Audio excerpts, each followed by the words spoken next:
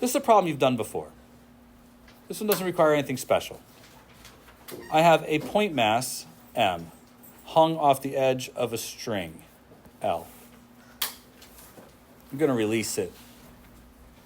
And when I release it, it's going to swing downwards because it is fixed to this point in space. Everybody follow me? Now look, I'm going to say some stuff here, and for those of you paying attention, you'll understand. For those of you who just give this like partial attention because you're busy looking at the clock, look, you're going to miss it. The instant I let it go, this box has an instantaneous acceleration of g. Right? The instant I let it go, it has an instantaneous linear acceleration of g. It's not going to stay like that because the moment the system starts to move, it's going to be constrained to travel in a path dictated by the string that it's connected to. So although its initial acceleration is g, it has actually an initial angular acceleration too. And that angular acceleration will be g over L, the instantaneous angular acceleration. But it's not going to stay that way because there's a force acting downwards on it in this direction, that's mg. But the moment it starts to move, it's going to start to develop a tension in this direction. That tension changes the direction of the object's motion, which is why after a few moments, although the weight is the same, the torque on the system is not. Right? It starts with a torque that would be equal to L times mg times the sine of 90 degrees. That is the initial instantaneous torque when it's released. Are we sure we understand what I'm saying here before I move on? The torque arm length is r, force pulling down is weight, and right now they are at a right angle to each other. But after a few short moments, mg is straight down, but there's now an angle here that is not 90 degrees. So the tension is changing. That means two things. First, this object does not experience a constant acceleration. It experiences an acceleration that is changing. In fact, it's experiencing an acceleration that's becoming smaller and smaller. If you don't believe me, advance to the end of the story when it makes it straight downwards. When it's straight downwards, there's no torque on the system at all. At this instantaneous moment, when it's straight down, although I am sure the system is moving with an angular speed this direction, mg will be downwards and tension, which is likely to be much greater than mg, is upwards. And we've done this problem in class. Do you remember? We just never talked about torque. But at this instantaneous moment, the net torque is zero, which by extension means the acceleration is also zero for this moment.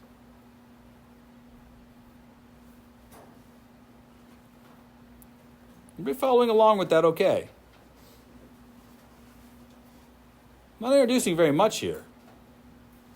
Now, yeah, I could talk about the fact that the tension in the cable is causing a centripetal acceleration. In fact, I would go even further to say that not only should you be able to figure out omega, you could probably do so using something you already know about. I mean, this problem has been done before. The object has gravitational potential energy equal to mgl. Right? The lowest point the lowest point that the mass makes it to is down here. So it's been lifted a distance L. If I release it, it has this much potential energy. When it makes it down here, it's going to make that all kinetic energy. We've done this problem. This is first semester. So when I look at those blank faces out there, I am nervous because this has to equal 1/2 mv squared. That's how fast it's traveling at the bottom. And at that instant, I'd be able to say V is equal to omega times L. You could find the angular speed of the system. All of this review, all of it last semester. And yeah, it does not even bother me in the slightest to suggest that you guys should figure out that there is a centripetal acceleration acting on the system between those two masses. Between those two forces. Tension upward and weight downwards. Again, a problem we've already done. In fact, we did it in situations where we didn't pull it back all the way 90 degrees. Sometimes had to use this sucker, right? Look familiar?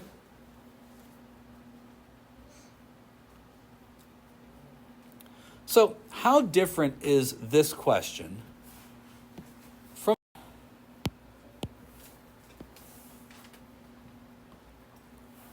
I have a bar of length L, mass M, that I pull sideways and release. Do you see a similarity here? Do we all contend that after a few moments, the bar is going to make it down here?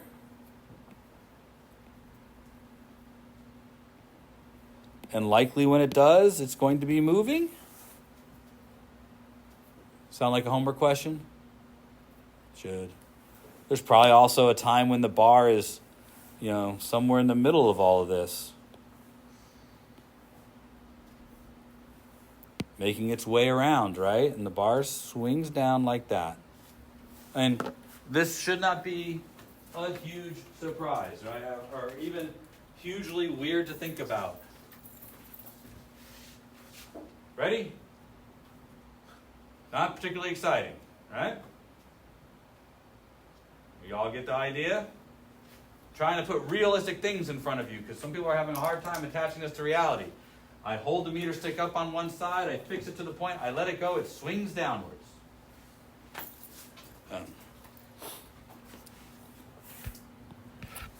To how it's going to affect this. Do you think this bar has gravitational potential energy here? Is that a reasonable thing to think?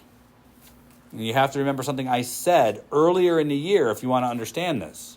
And that is, for an object with extension, we assume that its mass resides at its center of gravity.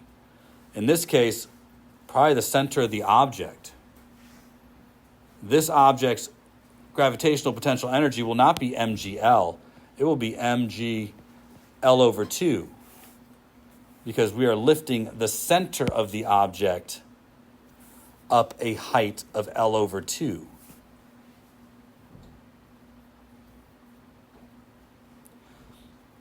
That also suggests that there's a different torque acting on this object. Even if it's the same mass as the one we talked about a moment ago, mg is acting at its center. So the instantaneous torque at the moment we release it will be L over 2 times mg times the sine of 90 degrees. Right, when we first release it, because gravity acts at the center of mass. So as it swings downwards, we trace where that center of mass is going. We still have an increase in the angle. We could probably still show that the acceleration is getting less. But also keep in mind, net torque is going to equal I alpha. For this object, I is 1/3 ml squared. Right? This is a bar rotated about an end. I mean, I could still say that the torque is L over 2 mg. That's fine. But my alpha now refers to that. Is it a huge stretch then to say at the bottom 1/2 I omega squared? What you need to be careful about is this will give you the angular speed of the bar. But if you want to know how fast the bottom of the bar is going, you might need to consider if there's a relationship here to use. What if they ask for the speed of the center of mass? Okay? These are all things that are in your homework. We're a little behind because I wanted to be done with this in time for tomorrow. I'll give you an extra day on the homework, but this should get you through almost all of it. We've had a lot of analogies so far. V equals AT plus V naught. Omega equals alpha T plus omega naught. Right? Translational, rotational. A equals dV dt. Alpha equals d omega dt. I don't have to put all the motion equations in there, do I? This was to help us prepare for what causes motion. Well, that means the causes of rotational motion too. The problem? Torque's more complicated than force. It requires us to think about where that force is being applied and how it's being applied. That's more complicated. Torques require more thought. And in addition to that, M is just mass, but I is how the object is shaped and involves thinking about where the axis of rotation of the object is too. So understanding that we have the shape of the object playing a role here. The object could be complicated, and we may have to do some shifting to figure out what's the appropriate moment of inertia to use, discussing pivot points and such. But we used force to develop energy. And in situations in which the force was a constant, well, that made it easier. Is it going to be a stretch to think that torque is likely going to be used to create rotational energy? Does that seem in any way particularly weird? In fact, I don't think it's probably a huge stretch to remember that generally, if you do work, you could change something's kinetic energy. Don't you think it's likely there is an analogy to kinetic energy for things that are spinning? I haven't derived this, but doesn't this seem pretty darn reasonable? Now, I want to derive it, but I also want you to understand that it seems that for every part of our system in which we've talked about linear motion, there's been something that is attached to force and inertia. It would seem that we'd have something similar for rotation then, in that it could affect a change in similar properties. Impulse changes an object's momentum. Angular momentum is capital L, which means that, follow that analogy, if linear momentum is an object's mass and velocity, seems pretty reasonable, as angular momentum would be its inertia times its velocity. One distinction: angular momentum and linear momentum are not compatible units. They are separate measurements of a same object, unlike energy, which is always energy. And an object's rotating and moving, it has kinetic energy, two different versions, just add them together. But angular momentum and linear momentum are separate. They don't add together because they're describing separate features of the object.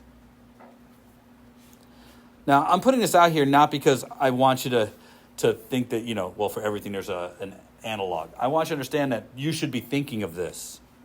And its direct